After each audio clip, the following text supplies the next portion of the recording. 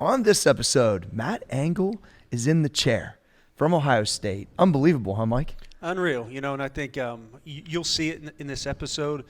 But I wanted to say, the Ohio State coaching staff, Coach Angle, Coach Beals, Coach DeLucia, just some of the most honest, real, nice, accessible people that you're going to find. They're at Ohio State. They could hold themselves up on a pedestal, but they're so just great to smaller college coaches, high school coaches, and I think you'll get that vibe today for sure. Troway?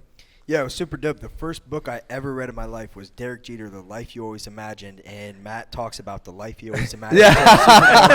Stories about Derek Jeter and the life that he imagined. It was great to have you on. Thank you.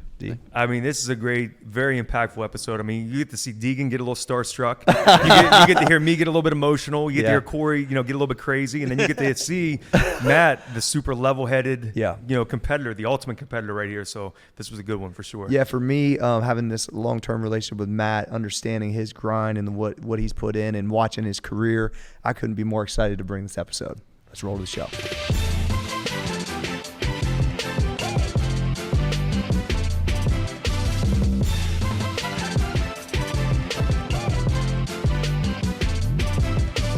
All right, Coach's Clinic Podcast, episode 4 already, guys. Brought to you by MaxEffortMuscle.com. We got the coaching staff, Coach Deegan, Coach Treadway, Coach Myers. I'm your boy, Corey G, and special guest, Coach Matt Angle, assistant baseball coach at Ohio State, the Ohio State. Welcome to the show. What's up, Matt? Not much. Thanks for having me, guys. Man, excited to be here. Excited to rap a little bit. You know what's so crazy is I've known Matt since right when he graduated high school because we had friends that were mutual, which ended up being his wife and in-laws when he was a kid, and being able to see his career all these years. He's seen a lot of mine. I've seen a lot of his. This dude is a grinder. He's grinded playing. He's grinded through now coaching, and it's like his I've always respected it, even though we don't even talked a lot over time, but when we pick it back up, it's always great. So I'm excited to have him on the mic today. Yeah, excited to be here. Listen to you guys, first one, and ready to join. It's good. So, Coach Deegan, this is a baseball guy. We got him here. He's at a D1 program. No What's doubt. what's some of the things you think about whenever a guy like this has had a job like this for a little while? They've had some good success, and it's like, how can we help some young coaches that get to listen from Matt today? In so many ways, but I mean, the one that jumps to me is that Matt, his playing career. For a guy who played, Love starting there. Guy who played in the big leagues. I mean, is in the elite of the elite, and I think for me, I think we all get into coaching. Most of us has some background in our sport, but to play at the highest level and then to try to go back and try to teach the game of baseball to people who may not be on your level. Like, how do you did you struggle with that at all? Like, do you struggle taking, just working with people who aren't as advanced as maybe someone who play at the big league level? Yeah, I would say maybe my first year, Mm-hmm. just because maybe trying to implement movements, implement strategy, implement some things that maybe they're just not aware of or not, developed in their whole system. I felt like on the other side of it, though, I felt like I got to the big leagues and I was able to be successful because I was able to bring it every day. And when I lost that ability, pretty much that's when the career was over. So being able to bring that right back into, every day of practice or game, I felt like was able to hit hard right away. So when you said when I lost that, what was that? You said that lost the ability to bring it every day. Is that something? Yeah.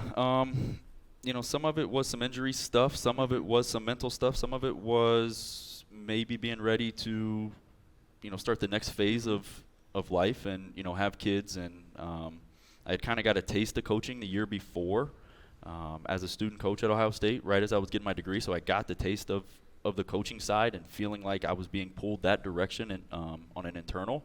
So just wasn't all the way there. All right, we teased it real quick. We're gonna flip it back. So played at Ohio State. Did you play all 4 years, Matt? No. Did you leave early? I thought you did. Yep. And then you got drafted in what round? 7th round. By Baltimore Orioles. So 2007. You come out of Whitehall, which is a Columbus City school, right? I don't know if they were known for baseball at the time. Yes or no? No. Not really. Nope. So you were an outlier getting recruited by Ohio State. Yeah, we had a lot of athletes that have gone through, Whitehall. Samaki Walker played in the NBA. Keywan Ratliff played at Florida, played in the NFL. Dominic Hickson played in the NFL. Anthony Jordan, who still lives here in Columbus, played at Toledo. So there was a lot of guys that, that were athletes going through there. And there's a long list, that ended up not graduating from Whitehall. But there was a lot of athletes. But from a baseball standpoint, It was Scott Tedder back in the day, played a little bit, played with Michael Jordan back, but that was in the 80s and 90s, so Okay. wasn't a baseball school. So when you go to Ohio State, it's like now you're coming from a non-baseball school to a big program, and then how did I guess you step up into those type of roles to being a leader relatively fast? Because I remember like you come in and then all of a sudden, I mean, 3 years later we're talking about like literally me and you talk about like I'm going in the draft. Like Man, it was such a different world. Maybe I was naive to it. I didn't know any different. Like with all the athletes that we did have in Whitehall, and we had an extremely talented summer team that I grew up with. We had guys that played in the NFL, other guys that played in the big leagues, multiple guys that played college sports. We had a very elite culture from a competitive standpoint. So you take that with the competitiveness that we did in football and basketball, and when I got to Ohio State, I didn't really know any different other than to just play and compete. I'll talk to guys like our freshmen, and it's like, man, when I got there, we had the Big Ten Player of the Year in left, a fifth-year senior captain and center, and the Big Ten Freshman of the Year in right. So it was a loaded outfield. that's your outfield you're coming into. Right. So you just prepare, you get ready. There was a couple injuries on the corner, kind of that gave me an opportunity, and you kind of just take them. Different than what we're doing with podcasts and stuff now. Like there wasn't social media, there wasn't things back there, so that hype or that other side of things Wasn't really there. Wasn't there. So I guess you didn't trick yourself. You didn't know any different. You just got ready to play and just straight competed. Hey, they recruited me. I'm here to start. Right. Like my first start was against the number 2 North Carolina team, and it was and at the time I'm like, all right, let's go. Like I don't know, I didn't know any different. Let's just go play. You didn't have any like type of fictitious thing that like, it doesn't sound like you built it up to some grandiose thing. You knew you were supposed to be there. That's really what I keep hearing, because Matt, I think a lot of people get in these situations and they're almost like they make it out to some, like you were recruited, you had the skill, and you're like, it's my time basically. Yeah, I mean, just go play. And I was, good, bad, and different. That was just my mindset of, man, just be where your feet are and go. Yeah. Like there was, be present. I wasn't be where worried. your feet are. I like that, Matt. Yeah, I wasn't worried about the draft. I wasn't worried about expectations. I was worried about, man, Steve's hurt, Jake's hurt. Just don't mess this up. Go play hard. Like, go. Love it. D. Well, I was just going to say, I think so many times, especially athletes, they start putting limitations on themselves of like, oh, okay, I wasn't a 5-star recruit, or, oh, well, I'm from a city school. I'm not from like some elite baseball powerhouse or whatever. And what all that does is hamper your performance. Whereas with you didn't think about any of those things. So you just went there and played to the best of your ability, and probably even exceeded the expectations they had for you coming in. So we see that a lot of times, it's like athletes, especially in the wrestling world, they'll start getting like kind of performance anxiety. Like, well, this guy, he's top 10 ranked or this or that. At the end of the day, it's you and one other guy out there, and you got to wrestle each other. I mean, none of the other stuff really matters, I mean, I've been having talks with one of my guys, here. He kind of had like a rough start to the season, then kind of finally got his head out of his ass this last tournament. And he was like, yeah, this guy's, ranked top 20 and, was an NCAA qualifier last year. And then I took him down and sent it in overtime. And that was the first time in the match I thought I might be able to beat this guy. Yeah. I said, okay, so you're out there the whole, first, 6 minutes of that 7-minute match, really not believing that you can win. Yeah, what the fuck? You know what I mean? So how can you win like that? So and really that's true for any sport. So if you to went into your Ohio State career, like it may be in awe of it or maybe intimidated by it, you would have never ended up in the big leagues. And really what interests me is to see you're a Columbus kid. Any athlete in Columbus, you kind of grow up in the shadow of the Ohio State University. Yeah. You probably go to games growing up, you watch them, your whole neighborhood are diehard Buckeyes. So to go from a Columbus kid to playing for the Buckeyes, you leave for a little bit, go to the big leagues, come back, and now the assistant coach for the Buckeyes. I mean, what a story, right? Yeah, I love it. So I guess I'm maybe blessed on that side because it doesn't always work that way. No, I mean that's it. It just doesn't always work. I mean, did you ever even think that was a possibility as a kid? I thought playing baseball was. I didn't. You always had belief in your ability, didn't you, Matt? Yeah, always had. But from a coaching side, I didn't know I wanted to be a coach. When I got to college, I thought I wanted to maybe get into like an athletic directing role and maybe have the impact on that side, which I guess in turn is kind of coaching. But I didn't realize that I wanted to coach. But I think the older you get and I think this is why this podcast is great, and where it is the older you get, the more you realize how much impactful you can be as a coach, and the impact the coaches had on you. For sure. And I went to one of our old players' weddings like 2 weeks ago, and he didn't say it to me, but his wife came up to Jacqueline and I, and we're just like, man, you have no idea what you mean to him. Like, just like, dude, That's the sauce, boy. man, like, that's just, oxygen. Yeah, I mean, and he's still playing. He got to the big leagues this year, and he's like, man, when you call him on something, like, like he takes it, Yeah. and he appreciates it, and he knows it's real. And this is coming from his wife, who I don't know very well. But those are the moments, I think, as coaches that we don't realize, and I think even as the coaches that maybe have impacted me, maybe we don't always relay that message back to our coaches as much as we should. Yeah. Dropping bombs out here, Matt. No doubt. Right, Mike? Yeah, absolutely. Can I peel back a couple of things here? So on this mindset, so if I'm listening correctly, and I got a couple questions off this. So for you, you were able, you get to Ohio State, and all of a sudden the talent's probably pretty similar to you. Is that fair? When you first came in, or did you think I would say it was better. It was a little bit okay. So what made you think that you belonged? Like was it how you were raised? Was it from a parent standpoint? Was it from being from Whitehall? Like, what gave you the chops to be able to go in there and not blink and not flinch and not be like that person who goes, man, I can't hang with these guys. The bright lights. Yeah. Man, that's a lot of layers to peel back right now. So we didn't say it was going to be easy on the right. So, man, I think it's a combination of a lot of things. I think your support system and your family belief and your family, dynamics, plays a huge part. And I lost my dad at a young age, but the support staff that I had around me, with my mom, my grandma, my aunt, my uncle, my sister, always allowed me to, excel and to be me and to not dive into craziness, I guess you should say.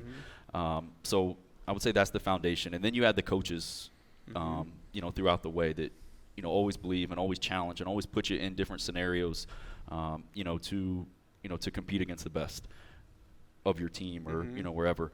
And then, to take the Whitehall side, and I've had, multiple conversations, not in this setting, but like with guys, but like you take it back to like 3rd, 4th, 5th grade, right? Like you look at the playground and it's like Anthony Jordan that played in the, played college football. We had Drew Lavender, who ended up at Brookhaven, that, went to our same elementary school. We had, the Ratliffs and then we had the Chucky Warrens and then so like we had. You was stacked with like D1 caliber athletes like on the playground in on the 5th playground. grade. No, this is like 1st, 2nd grade. That's amazing. Football. So like freeze tag with yeah, off the hook, No, seriously, like elite level type shit. School started at 8:20 and we were all there by like 7:30 hooping it up. Like I love it. Like and that's just what it was. Or like when it was winter, it was like, all right, we're going, over to the park and we're playing football. And it's like you got Josh Harris playing quarterback. You've got all these same guys that I'm saying. And, I was able to Kiwan had a younger brother, Dre Ratliff, who was in my class. And so we were able to jump into those football games. And so you're playing against guys 2-3 years older you that and that are good. And that are better, right? Yeah. So then you got to figure it out. And something – guys that are from Whitehall, guys that are from the east side, if they happen to listen to this, they'll know that Orton Davis, John Bishop Park was like a big place to go play basketball back in that time. And it was all those guys plus like people from different parts of the city would bring their crew to go play. And there was like 2 courts, and it was like the A court and the B court. And it took me a long time to get even halfway decent to, be on the A court. So, you just get thrown in that, and at the time I didn't know any different. Like that's just what just it was. It just got lucky, to be surrounded by those people. So that's the foundation of what I think. It's environment, bro. Yeah, what I'm hearing is elite competition in years of just out there putting it on the line. And at the time, you don't even realize how good everybody is. You're just playing, bro. Yeah. You're just a kid playing. I just want on the court. Yeah. Right? Like I don't want to not be picked in this 5-on-5 game. Yeah. Throw me the ball. I love it. So my next layer to that. So Mike is getting excited. No. So I mean, he also handles the recruiting at Ohio State and everything else. So can you look and hold? Because I imagine the talent. There's a lot of people who have the talent to play baseball at Ohio State. I don't mean that there are several people that have the talent, but who has that? Can you see that mindset in somebody? Can you predict if someone's going to be able to handle the bright lights of playing at a Power 5 school? Heavy. Not all the time. It is heavy. No. Do you try to look into that? Or? Yeah, I mean, you try to see some indicators, probably. I'm sure. Yeah. And there's times like, if I'm recruiting a guy, I want to go see when they're playing the best team. I want to see how they're playing. I want to see what he does after he makes the last out of an inning. Maybe he strikes out. And I don't want the guy to strike out, but sure. Maybe he gets out. How does he react? Right. How does he react? And then if the ball's hit to him right away, what's his interaction with the coaches when something's going wrong? One of my biggest pet peeves is when a guy throws his helmet at his first base coach's feet after he makes a last out. And I'm like, where's your mind at? Disrespect, yeah. Right. So, Coach DeLucia and I, Dan DeLucia, talk a lot about this, and it is one of the hardest things to see all the time, especially with the way recruiting goes. You can't always have that personal interaction with them when you're recruiting them at a younger age, unless they come to a camp, and then you're just trying to see how they interact with their peers. But with it being at the younger age and not having as much one-on-one time, that's a huge challenge. Cool. That's great. Joe, you've been quiet. What you got? Yeah, so you talked about playing at the park, and if you've read Coach Deegan's book, he has a whole part where he talks about lessons learned from the park. And so when I didn't play, Division I sport, but when I was in college, we would always go to the rec center and play for like 6 hours a day. And like you said, there was an A court and a B court. And one of the biggest realizations was when it came intramural time and there was like an 8-man roster, and my best friends left me off the roster. They were like, yo, we love you. That's hilarious. You're awesome. We'll play with you on the weekends. but you can play with us when we practice. But like, we're not going to pick you up. And I was like, man, what the hell? Damn. Like, that's harsh. That's harsh. Right? But there's so many lessons that you learn from like pickup basketball, right?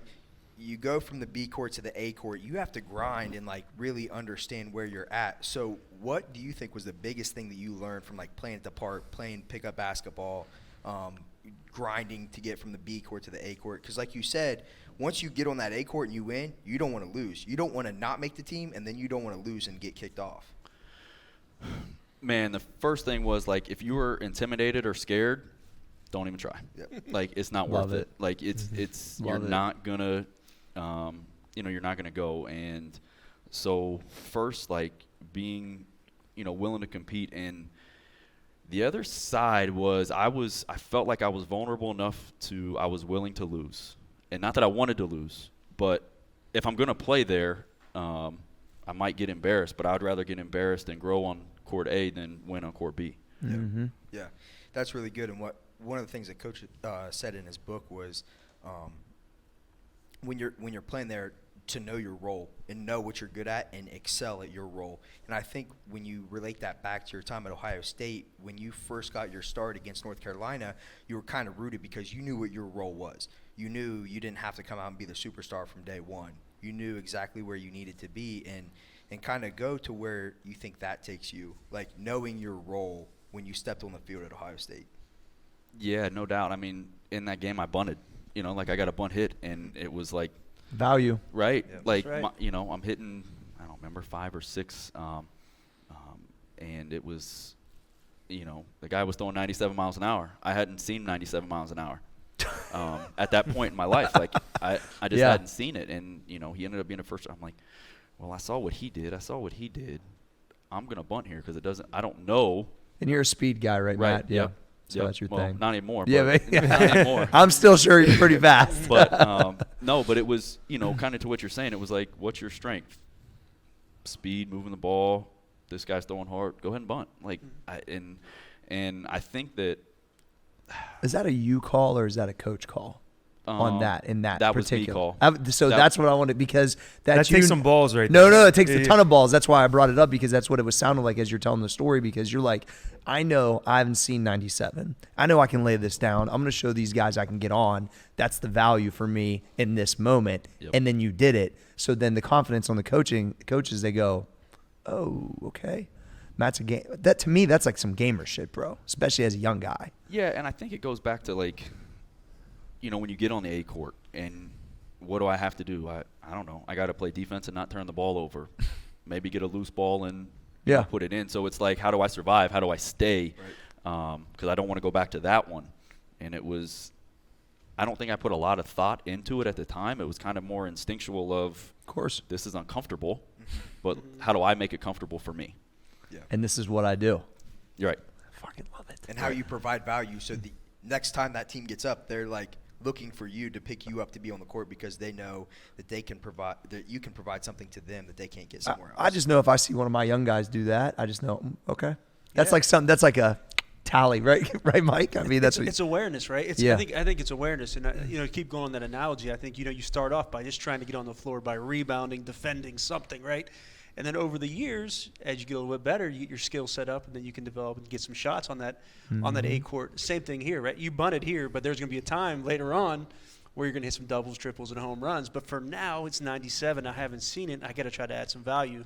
So That's a here great. we go. That's a great lesson. You know what I mean? I think that's what it is. You got to get your foot in the door, right? You got to get your foot in the door, show you can add some value, and then your role increases. That's why I always think the entry point's so overlooked a lot of times in business and sports, whatever it is, that people want to already be here. And that's not real where anyone starts. Everyone in boxing, everyone's a contender first before they're a fucking champ. Right. You know what I mean? And it's the same type of thing, but it's like, I think people, you saw that there, and once again, is instinctual because you're a ball player. I mean, that's just, you just knew that's where it was going to be at. And to execute it and it work, that just shows you a lot of confidence. Everybody has that fantasy of hitting the home run the first time they get up to bat. You know what I mean? Yeah. You Right. looked at the reality And you of the could have went and done situation, that and swung for the fucking fence. but you knew, like, hey, this is my way to get on base. And if it wouldn't have worked out, we might have been having a different conversation right now. Yeah. You know what I Well, mean? all right. 'Cause So they might- let's take this to the big league sides, right? Yeah. So I was smart to do it in college, right? Okay. So I get to the big leagues.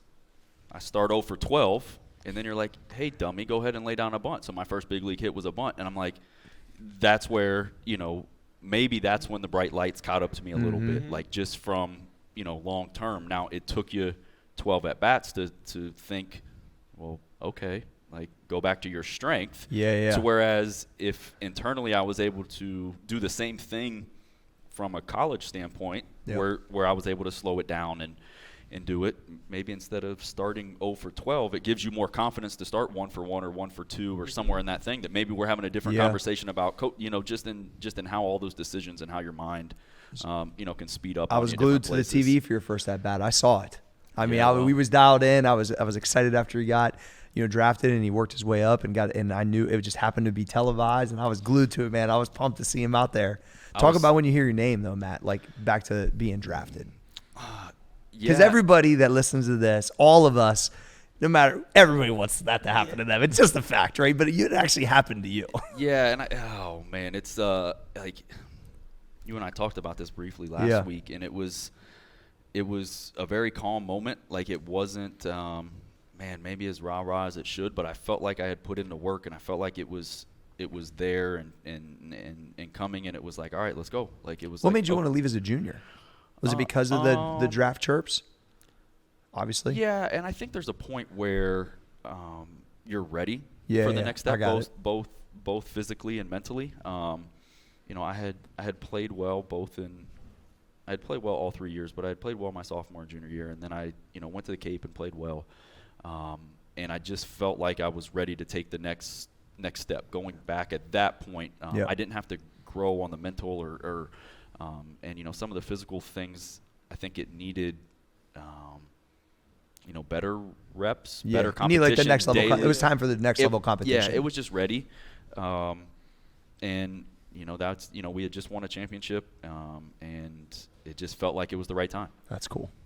Yeah, because that's a lot of. I mean, people sometimes would just do what they're supposed to do. You were once again present in like where you were at, not like probably listen to any outside type stuff. What I keep consistently just hearing too, Matt, is that business as usual. Yeah. You expect to be there. It's a lot of this stuff is set in the foundation when you're young, and that maybe the 0 for 12 thing you could look back on, and I get it, but that's also a good lesson for people to listen. That hey, why didn't I apply that same thing that worked when I was younger? But it's like hearing to know you get drafted and think that you were probably in the same demeanor you are right now is amazing. Yeah, probably was. So good. Dust, you got something? I mean, actually not, but I'm waiting for Treadway to drop some more knowledge on me. Nah, it's. I just think like hearing this process, you know, and we're obviously going to get to the coaching part, but like I think this part is so important because it's just a way to operate, and I think that's the development part for coaches, players, whatever, to be able to see like how you've operated, Matt. Which is why I've always liked you so much. Go ahead, Treadway. Yeah. So one of the things to kind of shift to the coaching side of it, one of the things that I like about Deegan is he was an assistant coach to start out and then worked his way up to the head coach. And we talk about on episode 1 your perception of yourself as the assistant coach. So what kind of role do you take on at Ohio State, or what kind of perception do you have of yourself as an assistant coach? Like, are you a player's coach? Like Coach Deegan said, and I'll say the same thing, like, you'd be hard-pressed to find someone who'd say something negative about me. I might not be a good coach, but nobody's going to say anything bad about me because I'm just an assistant coach. So kind of what role do you take at Ohio State as the assistant?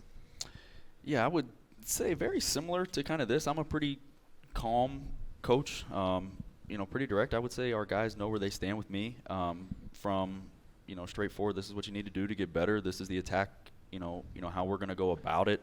I expect you to do it every day. I expect you to show up every day. But I also think it allows to, when I do get emotional or something does piss me off or something lights that fire, like I think the guys know it right away. Mm-hmm. And then almost at a step back are like, okay, all right, let me hear what he's really saying, like on this one. Just because they know that I'm, that's where the passion comes from on that side. So, I would say it's pretty consistent on a daily basis of my perception of myself of, simple is better, what's better to me is, being good every day. So trying to instill that. Yeah. And what's one thing that you think that you do extraordinarily well as an assistant coach? I would say that I can stay pretty calm in, situations that might seem anxious, or when a guy might, ready to go, off the deep end on, on something, have the ability to, bring them down pretty quick, and to adjust. Do you have a personality type that you struggle with? I mean, and I could tell you mine. You're good, by the way. Just pull closer. Yeah. Is there someone that drives? Like, is there a personality that just? And I'd like to hear your thought on this too, DG. Like, is there like just someone you have a tough time clicking with? Yeah, stubborn. Stubborn at times, but at times where are big leaguers stubborn? I mean, like, the guys that you play with in the big leagues, are they pretty stubborn to work with a lot of times? Would you think, looking back on it?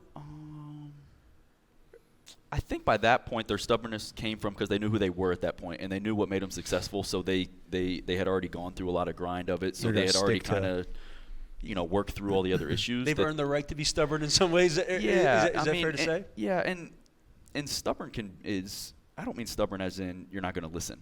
Mm-hmm. I mean stubborn as in I'm giving you the freedom to communicate. I'm asking you to give me feedback and to tell me, Coach, I don't like that. That doesn't make sense to me. But you're not willing to tell me that. That's stubborn to me. Mm-hmm. I don't mean stubborn as in you just won't listen. I mean stubborn as in we're not adapting or changing any type of ways to grow, even and that can be in a weight room, that can be in communication, that can be in academics. It can be in our leadership institute trying to get a job. It can be in a lot of different areas of getting out of your own way.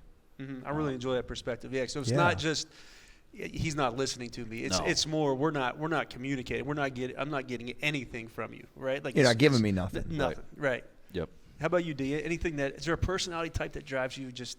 Yeah, I mean it's kind of along those same lines. I mean I guess it's a different type of stubbornness of like when athletes will seek your advice and you'll give it to them, but then they still won't really apply it. They'll almost pretend like they're going to, but then they still kind of revert back to whatever their old behaviors or their old habits were. Because I think, a lot of times, especially when you're dealing with elite athletes, at the D1 level, they've been maybe told for so long how good they are because in their world, whether they came from, whether it was Whitehall or Dublin or Florida, wherever it is, they were the best kid on the playground, growing up. Maybe they didn't have that atmosphere you had where there was tons of D1 kids. So they've been the star. They've been told they're great. They've been told they do everything right. And then, so they start to believe that they have the answers. Well, deep down, they might know that they don't. Mm-hmm. Or, maybe their performance is showing they don't, so that you have to kind of whether you're trying to instruct them or they come to you for help, but then they still don't take the advice.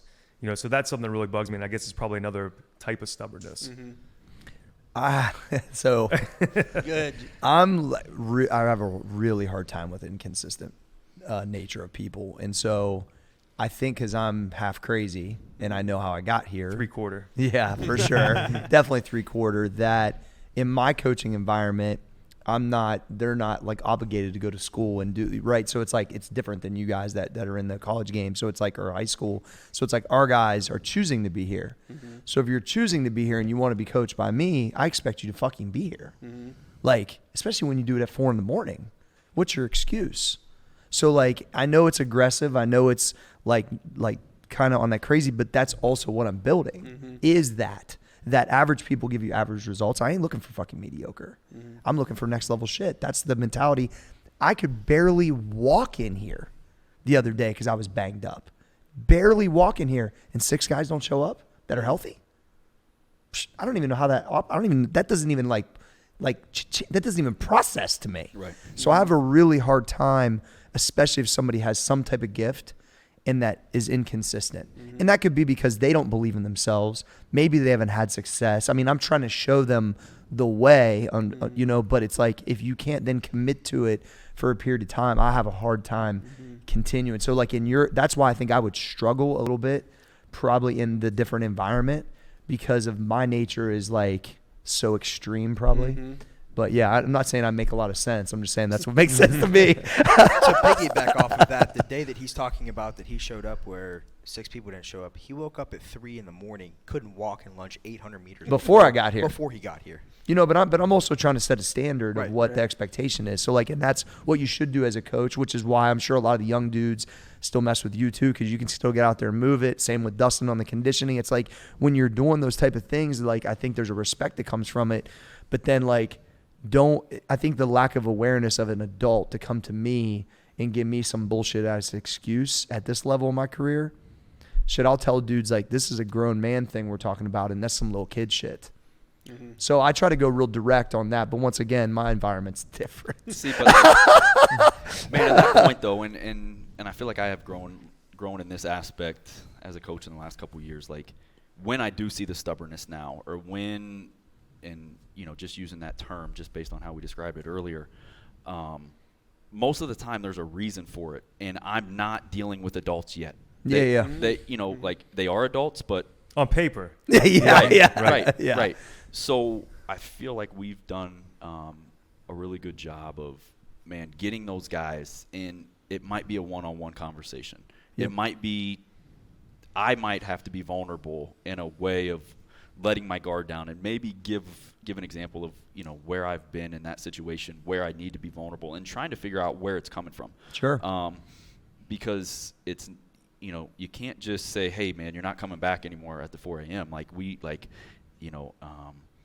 feel like it's my job to help them work through that. Sure. And grow through that. So you actually got to relate to them like person, man to man. Right. Like, hey, where are we missing here? What is it? Like, I'm asking you, I need you for this. Like, this is my ask for you. Like, you are not going to offend me. I throw a couple lines out like that. Usually they get a couple shots at it. Right. And that's where I think as coaches, still with younger athletes or adults that aren't really adults yet, I love that. We can still have a huge impact in change their perspective and what they ultimately do when they leave us. I think for me it's even if I'm not my best, even if I'm like, just show up, because then if you're here, we can make you better. The environment's going to make you better. The mentality is going to make you better. So I have a really hard time with the not showing up and giving it everything you got, like you said you did. And when you didn't have that anymore, that's essentially when you were done. Right? So it's like, I think that, but being able to coach that is such a huge, like and that's what I'm attempting to do with a lot of guys from time to time, is like, how do I get them to that point? Because then once they're in the system, I know what's possible. So it's like getting better at relaying that. I have to get better, but it's hard when it's adults. Man, I had actual heard adults. it described this way one time, like, all right, if I'm at 100% of capacity, how many times are you at 100% of capacity on any given day? Rarely, right? Yeah, Rarely, right? Yep. But if I'm at 75%, give me 100% of that 75%. Yeah, facts. I like that. Like where I'm Try at. as hard as you can With whatever you with got what that you got. day. Right, Yes. right. Sure. You showed up to the gym and you're at 10%. Yeah, maybe But- that day. Maybe, right? But you gave 100% For of sure. that 10%. 1,000%. So, like, knowing 1,000,000%. 1,000%. right. What's the Ken Revisa line? The mental guy. He says, "You're telling me you suck that bad that everything has to be right for you to perform well." So you're that bad of an athlete that everything's got to be laid out for you to go. Well, it's perform. almost never that way, to your point. That's right. It was his way of kind of joking about it. Yeah. Right. Yeah. No, that's. I like that, though. I mean, that's a good way. That's a good way to think about it, because whatever you got that day, that's why I like the way we train, which is called the conjugate method, because it's like you have a bar loaded at a certain variation, and it's what do you have that day. Now, you hope it's 5 pounds more than it was 3 months ago when you tried it. But the reality is, what's the actual amount you can do that day? And that's kind of the process of how we train. And to me, that makes the most sense, because if you're willing to like give what you got that day, then you're showcasing it. So that's kind of the way I process it. But I love that, man. It's good. Yeah, it's probably the most important thing I've heard today. It's like Yeah. a gem. I'm going to use that one. For You know, sure. give 100% of your 75%. Whatever you have that day, you got to give everything you got. And I think that's kind of what I expect out of my athletes. And tell me if this is something that you notice, you know, maybe first as an athlete, you know, coming to Ohio State. Obviously, you grew up in a very competitive environment. You know, I, you know, had coached, you know, high school kids and kind of, you know, your average general population first before I ever worked with elite athletes. Well, I had this kind of idea in my head of like, hey, well, once I'm at the big leagues working with Ohio State, you know, all these kids are former state champs. They're all the best of the best. They're all going to be giving 100% of whatever they got that day. They're all going to be completely dialed in. But that's just not the case. I thought that when you have It's fairyland. Yeah, well, I thought that when you get into any elite room, that they're all going to have that elite mindset, but it's the same as anywhere. Yeah. They just are their baseline of ability is much greater, but you still probably have the same, you know, kind of percentage of people that think elite. Yep. And then you have a, you know, bigger percentage of people that are elite most of the time or try to be, and then you have the percentage that, you know, slack off and that are just happy to be there. You know, was that something like kind of an epiphany that you had as a player coming in with an elite mindset to a place like Ohio State? Yeah. I mean, you could definitely see it. And again, at the time, I think it's maybe naive to what's actually going on and not maybe fully understanding or fully getting, man, that guy is a leader. That guy is kind of or just, man, that guy's a shitbag. Like, you know, for whatever reason it is. But yes, like I think in any locker room, in any setting, Yeah, we could be talking about the NFL right now. We could be talking Doesn't about anything, matter, right? Yeah, and that's where in man, if there's high school coaches out there listening to this, and you had mentioned, man, when I got to the big leagues of coaching, you know, the problems never change. But like the They're impact consistent. we can have is the same. Like it doesn't matter. Like, and I tend to believe that the coaches that had the most impact on my life personally, who I am now, were the younger coaches. Were the younger coaches for, you know, whether it was junior high or high school or summer. Like, don't like discredit where you're at, because your impact is in the long run, because most athletes aren't playing college in general, goes way further. I'm just trying to put the icing on the cake. I think those guys are building the cake. So good. Dustin, talk about what Stephen Chang said to you that right before he went to college, because he came up and like he was able to articulate what it had meant to him to be coached by you. That was like one of my favorite things. Oh man, I mean, he gave me so much good stuff before he left. I'm trying to. He think was of saying what like that specific the confidence he had built. Remember, he said he could remember that.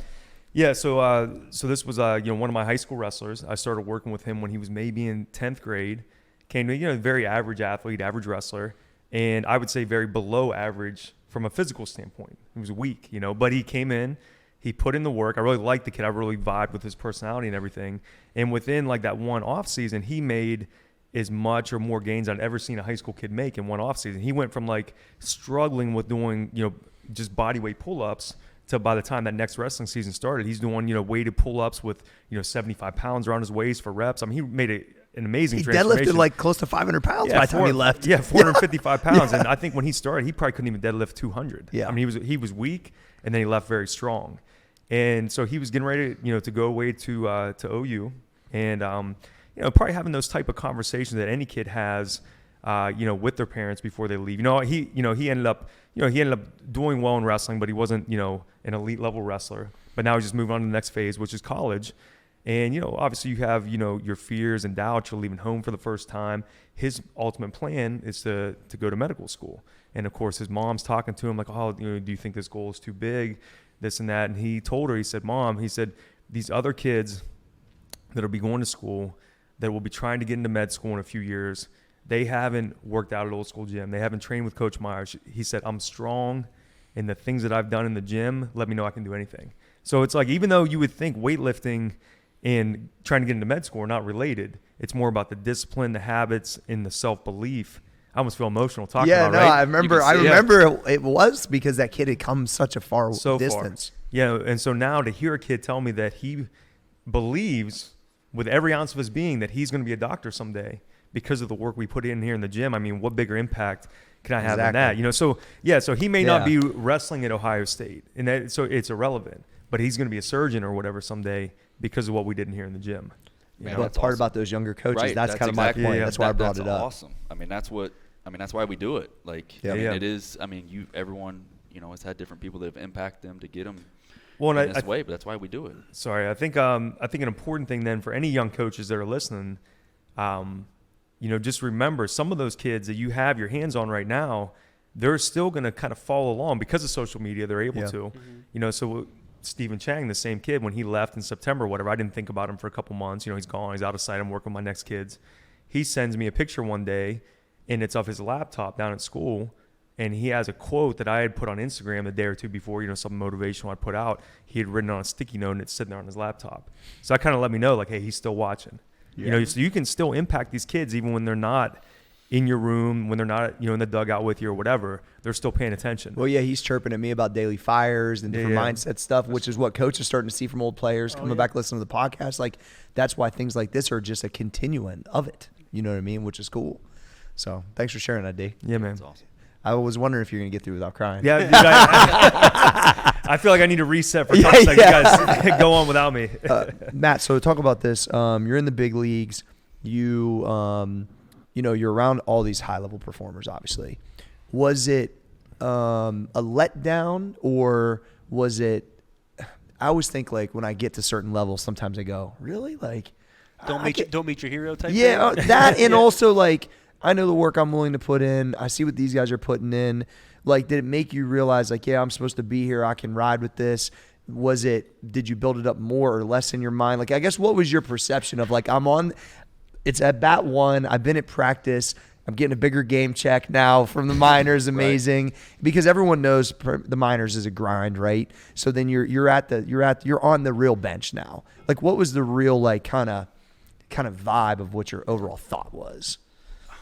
Man, and that's a broad question. Kind of what we talked about. Any locker room that you walk into, it's the same. Okay. Now they're just way more talented. Yeah. It's just their skill set is way more consistent and, in some cases better. Yeah. But from a locker room or from an interaction or from a coach or a player. Or expectation of skills and how people worked. Was there anything that really was I would say the attention to, detail, but just, the overall consistency we had kind of mentioned it earlier. Some of them had already worked through to knew what made them good. And, we're able to stick to that. But no, I wouldn't say it was a letdown. It was awesome. Loved it. The experience is what it is. But locker room setting was the same, just in terms of people. You're going to have good, bad, and different people you don't talk to.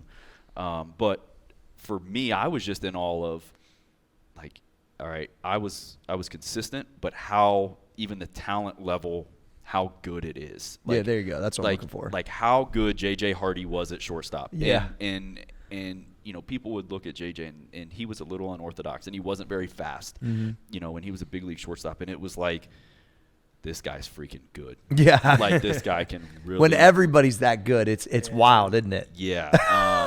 Speed of it. I heard people say it's like a blender, being in a blender. People think baseball's slow, but they say when you're on the field in the big leagues, it's you're in a blender. It's going so fast. Yeah, it's going so fast, but those guys go so slow, which doesn't make sense. It's a calmness, maybe. Yeah, and some of that comes with experience. I think once you get accustomed to, for me, the biggest adjustment defensively was the third deck. upper deck, third deck. Like I had never played on that. So then your depth perception for me personally. Third deck. I've heard that a million times. They say minor leagues only have 2 decks. Oh, you're just in the stands. Yep. Yeah. So the third level. Really? One they say spooks a lot of people. Like don't look up. They say don't look up because there's a third deck. But I've never heard it from this standpoint. Like this is actually the perception of the ball coming off the bat. Personally, I had a hard time with that. Oh yeah, playing center. Yeah. Okay. Like I had a hard time. Well, no, I actually went to left, and I had never played left field. Yeah, there you go. I had never played left field. I had pretty much played left field the day before I went to the big leagues. Didn't you have an all-star at center field, like in the bigs at that time, or who was? Oh yeah, Adam Jones. That's right. Yeah. Adam I remember that. And he was he was that guy that was just on a different level of talent. Like good, great guy and all that, but it was a different talent. But I did at the beginning have just a little bit different perspective of that, and cool. Sometimes the way the ball moves in those stadiums, like David Ortiz hit a fly ball down the left field line in Fenway, and it goes like it's going away from you, but then it comes back in play. And Did you catch a ball from David Ortiz in Fenway? This is the one I'm talking about. Let's fucking go. I just want to say that out loud. Please continue. Flex that. Please continue, Matt. No, but what I'm saying is when the game changes and when the height changes and the spin changes and the way the ball comes back, like I remember catching it going, what the hell was that? Yeah. Like why did it do that? The ball was going that way. But once you start to learn, you realize I think we need Kyle to splice. Yeah. That's definitely a clip for social. So I know you don't post very often, but that one might have to go out, Matt. I got Throwback Thursday written all over it 3-4 times a year. That's so good. Yeah, I made an error that game too. So who's the best? You talk about the speed athletes. Like who is the person that you were like, whoa, this is like a different whole level? Because I've been around a few guys like that where you just see how strong, how fast. Mm-hmm. Like the first time I lifted with Sean Merriman, I realized.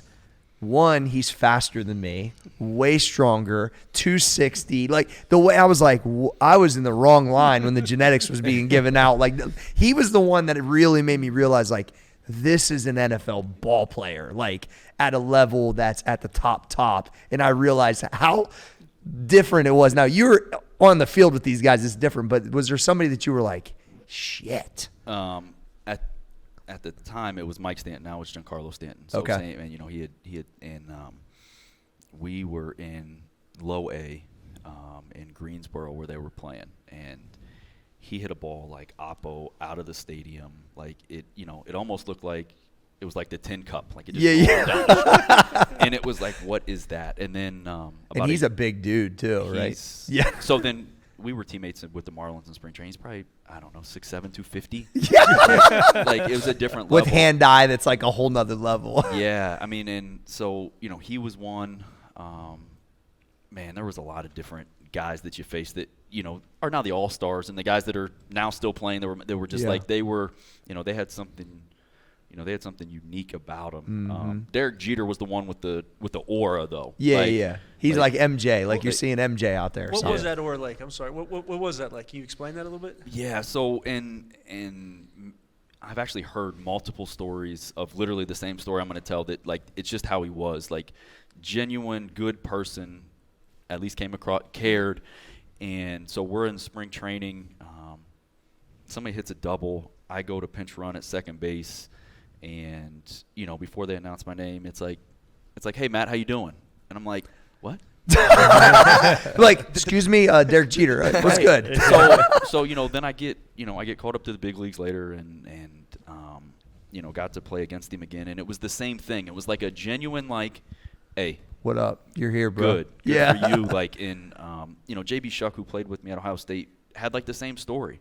Interesting. And it was just that, I think he respected the work, the grind, the process. Awesome. That when it was a guy like me that grew up watching him here in Columbus a little bit. And with the Clippers, And then, all the World Series. And it's Jeter was the guy I loved because he was the guy that was 8th or 9th inning.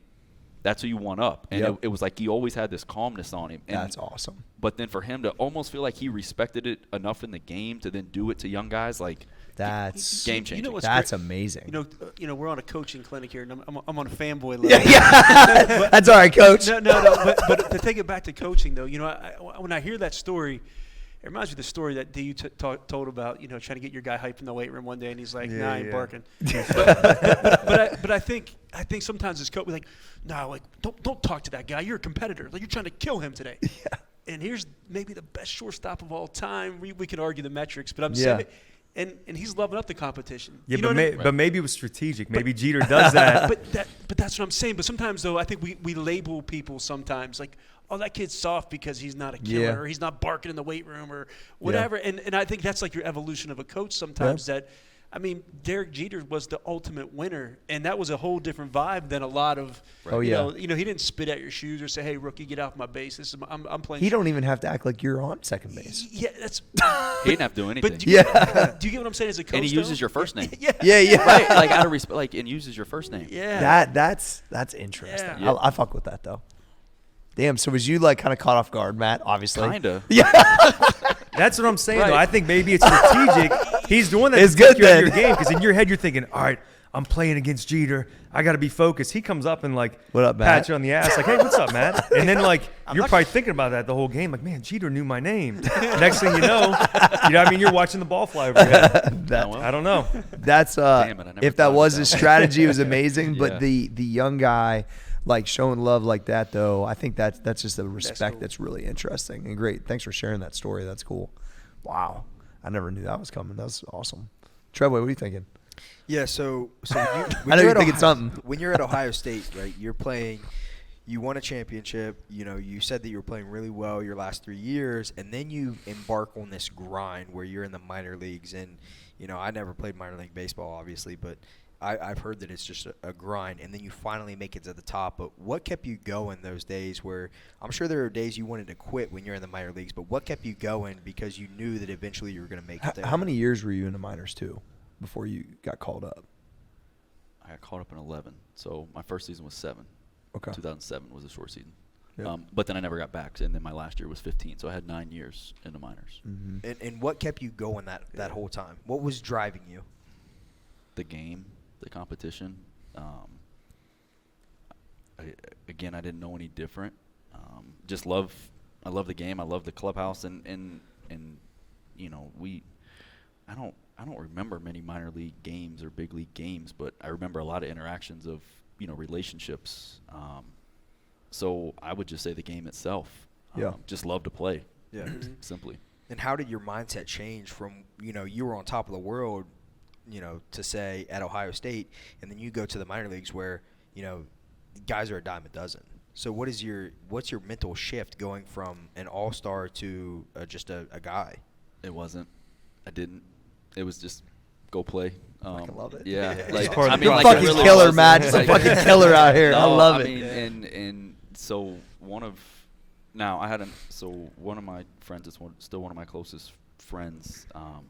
He got drafted in the 6th round. I got drafted in the 7th, and we couldn't have been, total opposite. He's like 6'7", 250 pounds, and we show up together, and I'm like, damn, like, is everybody like this? And then some other guys, I just remember I'm saying like, who's this guy? Because I was always one of the smallest guys in the locker room. Yeah.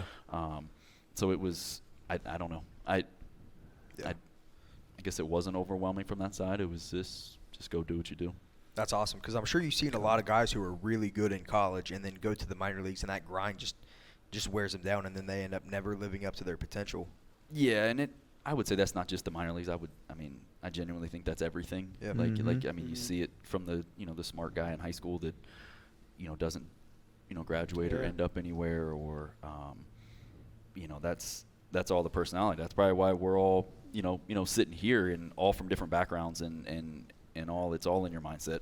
And that's not just a college to pro. It's a day-to-day, life-to-life, overall profession to profession type of thing. Dropping fucking dimes out here, bro. Pick it up, Mike. What you got? Yeah, I would be respectful of your time. But one more thing, just this is kind of shifting complete gears, but you've been on championship teams, you've coached championship teams, you've been on teams that weren't that great.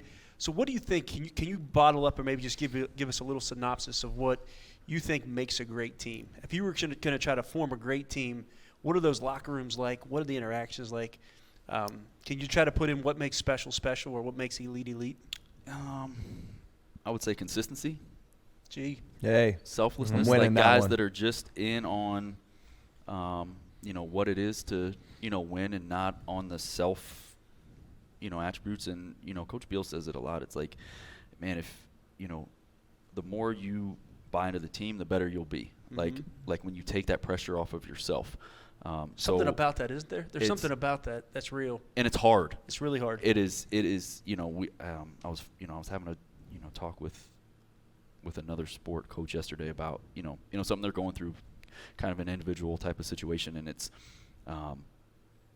one of the hardest things in coaching, I think, is like getting that full, and, culture is always the buzzword, but what is really culture? Like, so, when guys really buy into, winning and just being in this moment and winning this situation and not worrying about, the individual side, because most time it'll take care of itself on the outcome. I got a story for you that's baseball related. So I was at Beverly Hills at the old hotel, the one that Sinatra and them used to stay at. It's super old school, decked out. And I was out in California, and I go down in the place to work out, and it's just me and one other dude. I'm started looking, and I'm like, "That's motherfucking Joe Torre," right? So here I am. I'm just doing my little workout in the morning. Joe's on the bike. He's on his iPad. So I said, "Hey, Coach Torre, I don't want to bug you, but I study a lot of elite performers and stuff. It's what I'm about. So I got to just ask you, what's the difference, championship to not? What is it?" And he landed on, obviously he had Jeter, he had A-Rod, he had all these. It was when those guys buy in to be just the regular dude. Yep. Because they are a regular dude. They just, you know what I mean? He kind of said it in a couple different ways, but that's really, he was when you're top guys, which is the Tom Brady effect, which is all buy in like that, he's and that's the standard, then how does the guy that maybe is barely on the roster not going to come up to that? And then when that's and that's kind of where, when I'm trying to lead, if I'm trying to lead by example and try to showcase that type of consistency is what it takes to operate at this level, and then I want, you see who falls behind. I mean, or falls in line, I guess you could say, and then can be way better than me. That's the thing is I'm not even the best, even close to the best lifter. My name ain't been on the board in 2 years or better. Actually, it's about to be up there again, and it's because it's about to be my son. So, I mean, the reality is it's not about a personal thing anymore. It's as a coach, trying to raise that up. And when he said that, and then I left him alone after that, he actually gave me his email, and I chirped at him a couple times, but it was just cool because I just wanted to go right at it. Yeah. Dude, you're one of the best that's ever done it, and you're right here in the fucking hotel, in the hotel workout room. What if he'd been doing lunges? Yeah, oh man, more, I felt bad hollering at him, but I think because of my question was, the way it was, he was really cool about it. But anyway, so I think that once again, so when you see some of these young dudes at Ohio State coming up, I know you got a couple kids like Cade and them that are freshman All-American. Is it one of those things where do you expect some of these younger dudes to kind of go out front and lead, or is it I guess it's depending on the person, because not everybody. I'm using Cade as an example just because I've been interacting with him, but it's is it always a hierarchy of the seniors down? It's not, right? So that's why. So how does that kind of play in the clubhouse? Yeah, Coach. I think leaders lead. It just happens, right? I do. I think it's a very natural thing, and for some, I'm sure you can relate to this more than anybody, Matt, but you'll see stars sometimes who aren't leaders. Like last year, we had a couple guys come back that I wouldn't say they were in their fifth year, and I would say they weren't the leaders of the team. Yeah. But they were able to just go do their thing, and that's all we needed them to do. Yeah, we needed them to hit third and fourth, and just go hit, and that was good for them. We had other guys that could do all the stuff in the locker room, and I think sometimes taking that pressure off your top performers is also good. I think it just has to be the right guys leading. It has to be the people who embody the culture, the buzzword we hear. But I think if the people who embody the culture are leading and their voices are being heard, I think you're good. But I think sometimes, I know I've done in the past, is I've tried to force those great players. That's where I was getting to. And I don't know if you can relate to that. You can't really put that expectation on a person if it's not natural, right? No, and we'll try to talk to them about maybe how they can lead. Yeah. And it's That's not great. Okay, you've got the verbal leader, you've got the emotional leader. Maybe you're the lead by example guy. Yeah. And your way to lead this team better is to bring one guy with you when you go get extra reps, or you go get extra swings, or you do extra in the weight room. Everyone else is leaving, but next group's coming in, but you're staying for an extra 10 minutes. Grab one guy to stay with you, to do some extra. So you're not doing any. Don't even talk to them. Just say, hey man, you're staying with me. Yeah, like, we're just gonna and get that's some it. more ball work in. Yeah, and that's it. So letting guys learn how they can lead to their strength and not try to make them something that they're not. Like this is what you're good at. You be good at that. Just bring somebody with you and don't talk to them. I would argue that everybody has their way that they lead individually, and so if you could pull that out of each guy, could be pretty fucking outstanding. Actually, Yeah, I like that. Man, that's another nugget, bro. Shoot, you guys got anything else? This is killing it. Good, Coach. I'm good. D. I think maybe just taking it back to coaching real quick, something I was kind of thinking about, with you being an elite athlete, coming up, was an athlete at Ohio State. Now you're back coaching at your alma mater. Anytime you got a bunch of elite individuals as part of an organization, you're part of a team, but you have your own ideas, you have your own egos, you have your own, things that you think should go this way versus that way. And I know that was one of the things I dealt with at Ohio State, especially, being an outsider. But something Tom Ryan always preached was we got to have one voice from the coaching staff. We all got our own ideas. We can have our fights in here internally in the meetings, but one voice has to come out of here. So how important do you think that is, with you being an assistant coach? You probably there is going to be times where you might feel like you know better than the head guy, or vice versa. So how important do you think that is as a coaching staff for any of the coaches listening to always have one voice that comes out? I think it's the most important thing. Players are not dumb, so they know if there's a they can they know if mom and dad are fighting. Yeah, they can feel it. I'm sure. Yeah, and I said that pretty simple, but they know it. And they know if you don't agree, or they can read body language just as well as we can at different times. So we take the same approach. Our head coach, Coach Beals, gives us the opportunity as, assistants to, if you have an issue, if you have an idea, if you have a thought, if a process, bring it to the table. Don't just come with nothing though. Don't just say, hey, I think we should do this. Okay, why? Well, I don't know.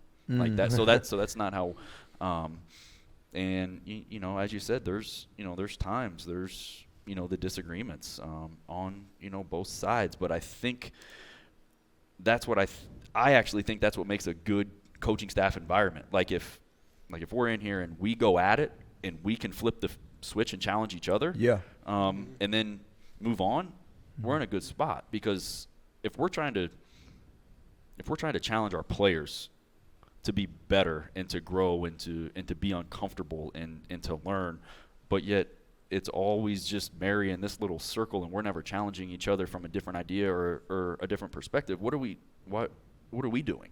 So I love that environment. I love the challenging environment and being challenged of why we're doing this or why I think you should do that. But I think our coaching staff, we all know we're coming from the spot of winning and respect, and then when we walk out, it's like, all right, we're good. And I think that's what makes coaching staffs great. Interacting there twice, real quick, D, is I only told Coach Deegan this.